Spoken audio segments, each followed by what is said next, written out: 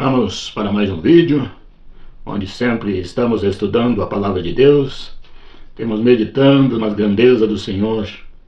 Hoje eu quero estudar um pouco o Verbo manifestado na carne.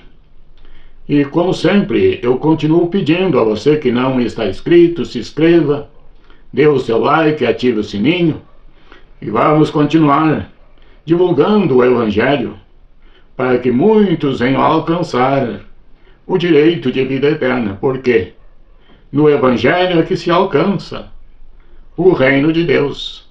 E nós vamos então continuar estudando segundo as Escrituras. E vamos falar então sobre o Verbo manifestado na carne. Para isto eu vou começar lendo alguns textos da Bíblia Sagrada no livro de João, o capítulo 1 do Evangelho de João, que ele nos trata deste assunto a respeito do Verbo, que diz assim, capítulo 1 e verso 1 em diante, diz assim: No princípio era o Verbo, e o Verbo estava com Deus, e o Verbo era Deus. Ele estava no princípio com Deus. Todas as coisas foram feitas por ele, e sem ele, nada do que foi feito se fez. João, tratando do princípio que era o Verbo, ele diz que este Verbo, que era Deus, fez todas as coisas, e sem o Verbo, nada do que foi feito se fez. O que era o Verbo? Era a palavra.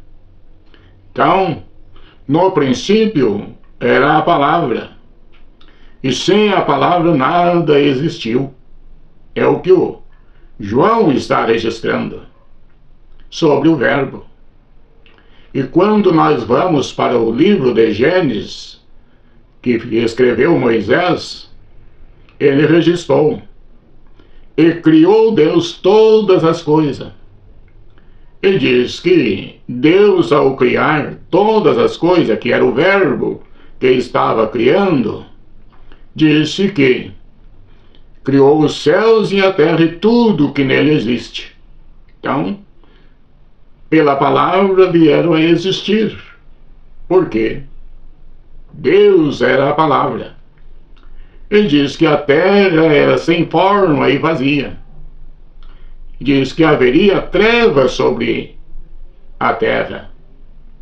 E diz que Deus disse: haja luz. Então, o Verbo, a palavra, entrou em ação. Determinou pelo Verbo que a luz viesse a existir. E nos diz que quando Deus viu, ou criou a luz, ele fez separação entre as trevas e a luz. Ele diz que as trevas chamou noite, a luz ele chamou dia. Então esta foi criado a luz e a separação pela palavra que era o Verbo. E é o que João está dizendo, que tudo foi feito por ele, e sem ele nada foi feito, que era o Verbo.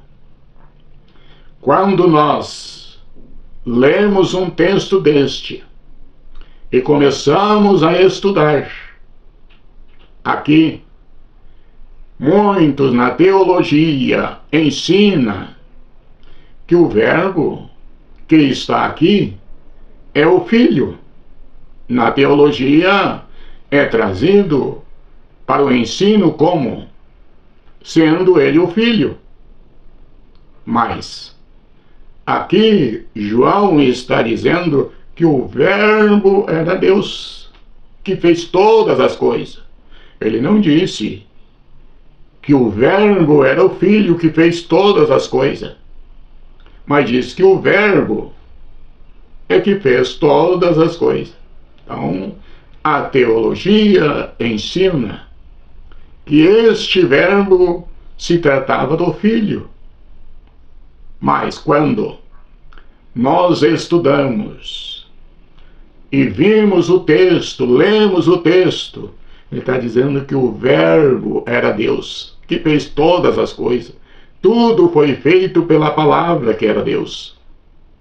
Então aqui nós estamos vendo, quando se trata do Verbo, aqui e não é o Filho, porque o ensino de três pessoas distintas na divindade, ele está dizendo que existe três pessoas. E quando aplica, se o Verbo como Filho, ele está aplicando a distinção entre o Pai e o Filho em pessoa. Mas o texto está dizendo que, ou mostrando no texto, que a distinção é em natureza e não em pessoa. Por quê? O Verbo existe no princípio e diz que Deus não é visto por ninguém. Lá já no verso 18 ainda, diz que o Verbo nunca foi visto por ninguém, mas o Filho que está no seio do Pai é que o fez conhecer. Então, quando nós ouvimos estas frases dizendo que Deus não foi visto por ninguém, nós estamos, ou podemos analisar, quem já viu a palavra, quem já viu o Verbo, quem contempla o Verbo. Então, o Verbo se fez carne, como diz o verso 14, que diz assim: e disse: o Verbo se fez carne e habitou entre nós, e vimos a sua glória, como a glória do unigênito do Pai, cheio de graça e de verdade. Então, agora nós estamos vendo que o Verbo, que era a palavra, se fez carne e habitou entre nós. Então, aqui estamos entendendo que Deus, sendo o Verbo, ele se tabernaculou, criou um tabernáculo para a sua habitação ali. Então, não está fazendo a distinção do Filho e do Pai em pessoa, mas sim em natureza, porque o tabernáculo foi a habitação do Verbo, que era Deus. Então ele disse que o Verbo se fez carne. E se nós analisar e não fizer a distinção em natureza, nós precisamos ou podemos dizer que o Filho se fez carne e habitou entre nós. E nesta situação, o Filho seria pai dele mesmo, e não seria o Verbo, que era Deus.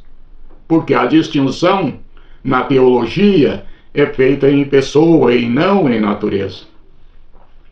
Aqui, ele disse que e vimos a sua glória, como a glória do unigênito do Pai, cheio de graça e de verdade.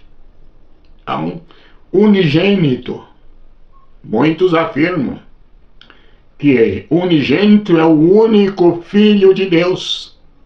Mas, quando nós estudamos os textos das Escrituras Sagradas, unigênito quer dizer o único gerado sem intervenção do gênero humano. E isto, o livro de Mateus, capítulo 1, ali no nascimento de Jesus Cristo, ele afirma: o anjo, quando José pensou ou planejou em deixar Maria, quando ele viu que ela estava grávida, diz que ele planejou deixar secretamente. O anjo disse a ele: José, não temas receber Maria por tua mulher, porque o que nela está gerado é do Espírito Santo. E isto é para se cumprir o que disse o profeta, que a Virgem daria luz a um filho e poria o nome de Jesus. Então aqui José disse, ali o anjo a ele, que ele não temesse receber ela, porque não era o que ele estava imaginando. E diz que José fez exatamente como o anjo determinou. Recebeu Maria e diz que não a conheceu até que ela deu à luz. Não o conheceu, isto é, ele não teve relações com ela até ela dar à luz ao Filho gerado pelo Espírito Santo. Então, é o que João está dizendo, que ele é unigênito, é o único que não precisou do gênero humano. A santidade, o Espírito gerou aquele tabernáculo, e aonde nós conhecemos a hipostática de Deus, que é a divindade uniu a humanidade. Isto é que o texto está dizendo. Mas na teologia se ensina que existe 3 pessoas distintas, mas o texto está mostrando que a distinção é em natureza e não em pessoa. Quando nós vamos para o livro de Tessalonicenses, ou seja, Colossenses, capítulo 1, então o capítulo 1, e verso 15 e 16, o que disse Paulo, o apóstolo, disse o seguinte, nesses versículos que vamos ler, diz assim, o qual é a imagem do Deus invisível, o primogênito de toda a criação, porque nele foram criadas todas as coisas que há nos céus e na terra, visível e invisível, seja trono, seja dominação, seja principado, seja potestade, tudo foi feito ou criado por ele e para ele. Então, Paulo está afirmando o que João estava dizendo. Paulo diz que tudo foi feito por ele e para ele. Quando Paulo está orientando aos Colossenses, ele está dizendo o que João estava dizendo, que era o Verbo que criou todas as coisas, e sem o Verbo nada do que foi feito se fez. Paulo disse que este Verbo, tudo foi feito por ele, e para ele está reafirmando o que João disse, que tudo foi criado pelo Verbo, que era Deus. Então, aqui estamos aprendendo como Deus manifestou em carne, que é o que o próprio Paulo fala em Timóteo 3,16. Grande é o mistério da piedade, isto é, Deus manifestou em carne. Então, agora nós estamos vendo que o Verbo que era Deus se tabernaculou, criou um tabernáculo e nele habitou. É o que o próprio Paulo diz aos Colossenses 2,9. Nele habita corporalmente toda a plenitude da divindade. Mas na teologia ele muda muita coisa e até aplica sobre os pais da igreja, que são aqueles do 2º e 3º século, 4º século. Ele é considerado os pais da igreja. E esses foram os que criaram E disse ainda mais, se nós estudarmos a história, nós vimos que os reformadores chamado a reforma, e este reformador saíram de Roma e não vieram dos apóstolos e daqueles que Deus escolheu para ser seus ministros e instruiu eles. Então, a chamada reforma protestante, quando se levantou e modificou alguma coisa, isto se levantaram contra os ensinamentos de Roma. Então, sendo assim, quando eles de lá saíram, eles levaram alguns dogmas. E esses dogmas permanecem até hoje junto com muitos que ensinam na teologia. E se você estudar o credo de Atanásio, você vai ver que todos, quem não aceita o monoteísmo, aceita o dogma de Atanásio. Olhe para o dogma de Atanásio. E esse foi os reformadores que levaram com eles todo esse dogma. E é aplicado até hoje em grandes estudiosos, grandes chamados teólogos. Eles ensinam o dogma de Atanásio. Então, agora, a palavra de Deus, nós vimos que Deus se tabernaculou. O Verbo criou para si um tabernáculo. E a distinção, ela não é em pessoa, mas a distinção é em natureza.